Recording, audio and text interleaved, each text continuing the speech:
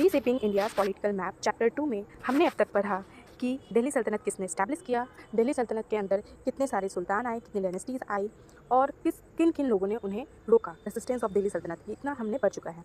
अब वापस से इस टाइमलाइन में आते हैं। हमने इस्टेब्लिशमेंट ऑफ दिल्ली सल्तनत 1206 में पढ़ा। किसने इस्टेब्लिश किया था? तो कुतुबुद्दीन ऐबक ने। फिर इसके बाद हम अब पढ़ेंगे नेक्स्ट जो है इस टाइमलाइन में है इस्टेब्लिशमेंट ऑफ विजयनगर एम्पायर। ये आज का मेन टॉपिक है और इसके अंदर ही हम इस्टेब्लिशमेंट ऑफ बहमनी सल्तनत के बारे में भी पढ़ेंगे। हमने इससे पहले D establishment of Mewar kingdom भी पढ़ा जो राणा कुंभा के बारे में था। इसके बाद आज के ही इस वीडियो में हम पढ़ेंगे कि तिमूर अटैक्स दिल्ली। तिमूर ने दिल्ली पे कैसे अटैक किया और arrival of Portuguese in India. Portuguese 1498 में इंडिया आए, यहाँ तक पढ़ेंगे। फिर नेक्स्ट डे हमारा स्टार्ट कहाँ से होगा? तो फर्स्ट बैटल ऑफ पानीपत, जहाँ पे बाबर विक्ट्री करता है और दिल्ली सल्तनत का एंड होता है। तो ऑलमोस्ट हम अब दिल्ली सल्तनत के एंड पे जा रहे हैं। इसमें अभी मोस्ट इंपॉर्टेंट जो पार्ट है वो क्या है? पार्ट विजयनगर एम्पायर का, वो आज हम लोग कवर करेंगे। तो चलते हैं हम लोग विजयनगर एम्पायर के पास। Vijayanagar empire. When the Delhi Sultanate grew politically more unstable, a new center of power emerged in the south.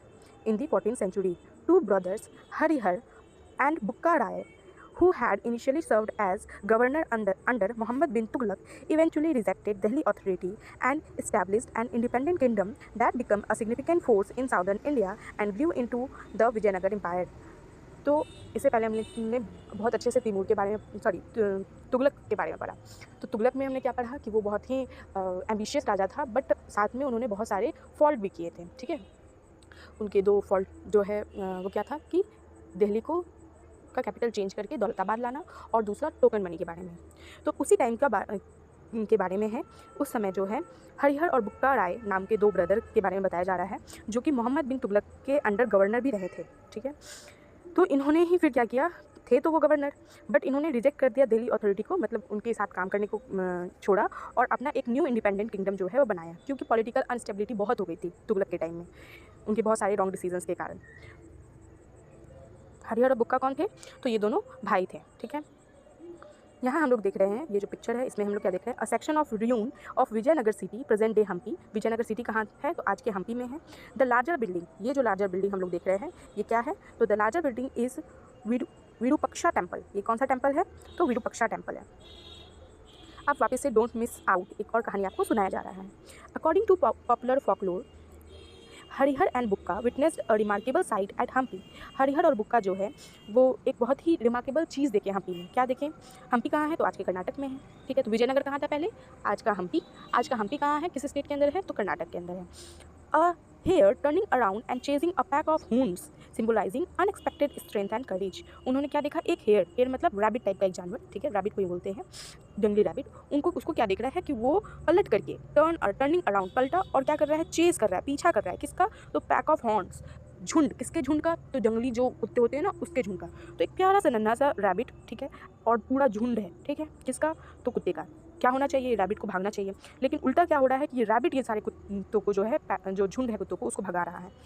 तो ये अपोजिट हो रहा है, उल्टी गंगा बह रही है। तो उल्टी गंगा क्या बह रही है? क्या सिम्बलाइज कर रहा है? कि अनएक्सपेक्टेड स्ट्रेंथ एंड करेज। ठीक है, अनएक्सपेक्टेड स्ट्रेंथ, ताकत और करेज को समझा रहा है कि ज़रूरी नहीं है कि हमेशा जो बलवान आदमी हो वही जो है आपको लड़ सकता है। अगर आपके अंदर स्ट्रेंथ है, करेज है, तो आप भी जो है लड़ सकते हैं और अपने हक की बात कर सकते हैं। तो जब उन्होंने देखा, क्योंकि अभी क्या सिम्बलाइज़ कर रहा है, इसको कनेक्ट करते हैं। दिल्ली सल्तनत एक हॉर्न्स की तरह बहुत बड़ा है, और अगर हरिहर और बुक्का एक अपना साम्राज्य खोलेंगे तो वो कैसा होगा? एक रैबिट की तरह छोटा सा। कुछ अभी स्टार्टिंग फेज़ है, युद्ध हो सकता है, बड़े बड़े दिल्ली सल्तनत के पास बड़ी सेनाएँ हैं, न्यू इक्विपमेंट्स हैं, इनके पास तो कुछ नहीं है, बस दिमाग है और दो भाई है साथ में है। लेकिन अपना अगर करेज और स्ट्रेंथ दिखाया जाए तो एक बड़े साम्राज्य से भी लड़ा जा सकता है। तो यही करेज और स्ट्रेंथ के बारे में उन्होंने देखा। फिर ये कहानी, when they recounted this incident to their guru Vidyaranya, he interpreted it as a symbol of resilience and bravery and advise them to establish their capital at that very spot. तो जब ये कहानी उन्होंने, ये जो हेयर और पैक ऑफ ऊन्स की कहानी सुनाई अपने गुरु को, गुरु का नाम क्या था? तो विद्यारण्य। ठीक है, जब उन्होंने सुनाई तो वो बोले कि तुम्हें पता है, गुरु ने बोला तुम्हें पता है कि तुम्हें ही ऐसा दृश्य क्यों दिखा? क्योंकि तुम्हारे अंदर वो स्ट्रेंथ और करेज है कि तुम लड़ सकते हो और अपना एम्पायर जो है खड़ा कर सकते हो, ठीक है, क्योंकि गुरु जानते हैं कि उस शिष्य में क्या पोटेंशियल है, तो वो अपने शिष्य को इनकरेज कर रहे हैं कि तुम जो है एक अपना एम्पायर खड़ा करो। और उन्होंने बोला जहाँ पे तुमने ये दृश्य देखा है उसी जगह अपना राज्य का कैपिटल बनाओ, ठीक है, तो वही विजयनगर एम्पायर बना। ये कहानी थी विजयनगर एम्पायर बनने की। अब चलते हैं हम लोग to the north of Vijayanagar empire, see in figure 2.12 the Bahmani Saltanat was the major रिवेल। तो हम अभी टेक्स्ट इसके बाद देखेंगे। यहाँ देखिए आप पिक्चर अभी देख लेते हैं। ये है हमारा पिक्चर विजयनगर एम्पायर का। इसमें हम क्या देख रहे हैं, इसमें हम देख रहे हैं ये एरिया, ये क्या है, विजयनगर एम्पायर है। इसके नॉर्थ में, विजयनगर एम्पायर के जस्ट नॉर्थ में हम क्या देख रहे हैं, 4-5 जगह है ना, इंडिकेट ऑरेंज से। ये क्या है ऑरेंज, तो बाहमनी सल्तनत, ठीक है, बाहमनी सल्तनत को इंडिकेट कर रहा है। बाहमनी सल्तनत ये कहाँ थी, विजयनगर एम्पायर के नॉर्थ में थी।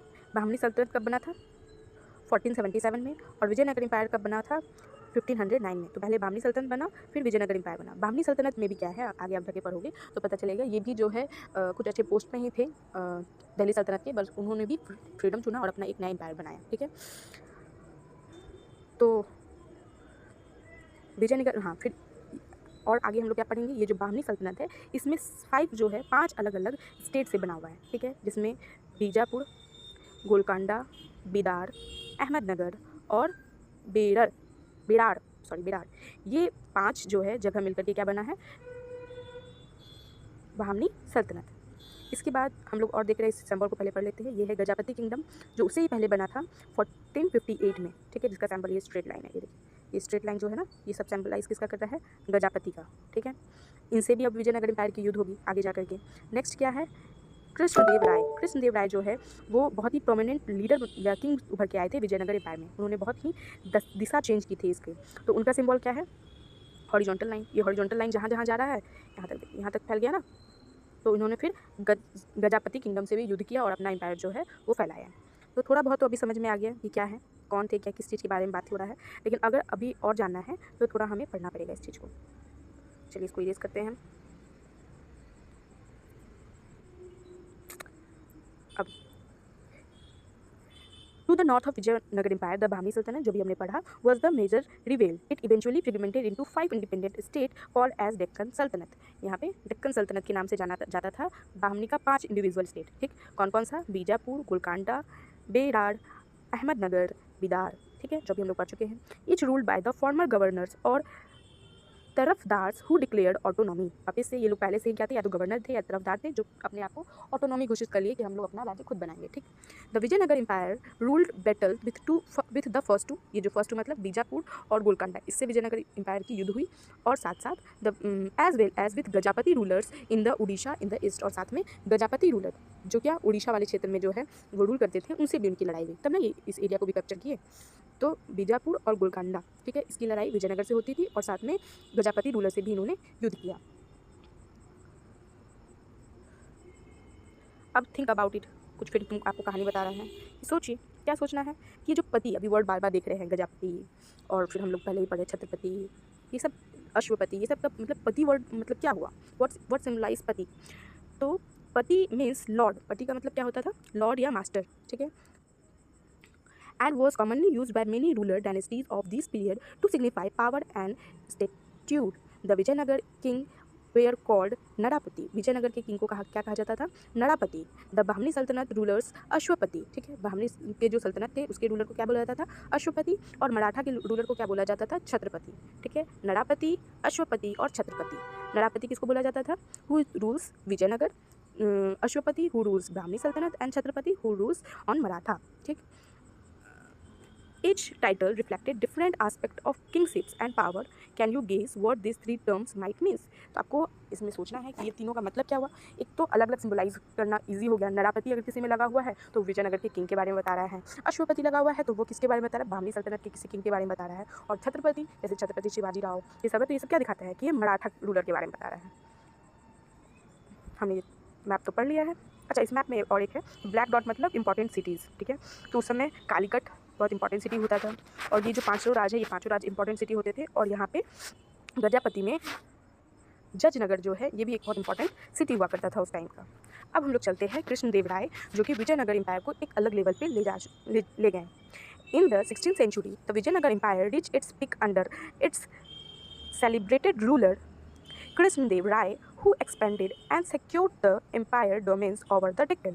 क्या बोल रहा है, 16 सेंचुरी का बात है जब विजयनगर एम्पायर जो है अपने पीक पे गया। किस रूलर पे? तो कृष्णदेव राय, ठीक है, उनके रूल में सबसे ज़्यादा विजयनगर एम्पायर पीक पे गया। वो expanded and secure the empire dominance, ठीक है, एम्पायर के डोमिनेंस को ओवर द डेक्कन, ये पूरे डेक्कन जो एरिया है, इस एरिया को हम लोग डेक्कन प्लेट्यू बोलते हैं ना, तो इस एरिया पे पूरा कब्जा करने में या उनका दबदबा फैलाने में किसने कौन आगे बढ़ा? तो कृष्णदेव राय बढ़े, ठीक। Under his rule the empire achieve both military power and cultural renaissance. तो जैसे हम लोग उधर पढ़े थे ना कुछ देर पहले कि ये वर्ड जो है हम लोग का मिलता जुलता है, कहाँ से? ईस्टर्न गंगा किंगडम से। उसमें भी क्या था? कल्चरली क्या था? वो लोग स्ट्रेंथ थे, ठीक है, और मिलिट्री पावर भी उनका क्या था? बहुत अच्छा था। तो वैसे ही कृष्णदेव राय के अंडर जो है मिलिट्री स्ट्रेंथ बहुत अच्छी थी और कल्चरल रिलेवेंस था, मतलब कि जो युद्ध के साथ साथ अपनी संस्कृति, आर्ट, कल्चर, ये सबको भी उन्होंने बहुत अच्छे से अपलिफ्ट किया। रेनेसेंस का अर्थ क्या होता है? पुनर्जागरण, मतलब कल्चर को वापस से पुनर्जागृत करवाया उन्होंने। तो ये दो वर्ड आप याद करके रख लो। अगर ईस्टर्न गंगा के बारे में कुछ पूछ रहा है या कृष्णदेव राय के बारे में पूछ रहा है तो दोनों में कॉमन है कि उनकी क्या थी? मिलिट्री पावर बहुत अच्छी थी और कल्चरली रेनेसेंस को, मतलब कल्चर को अपलिफ्ट कराए, फिर से पुनर्जागरण कराए।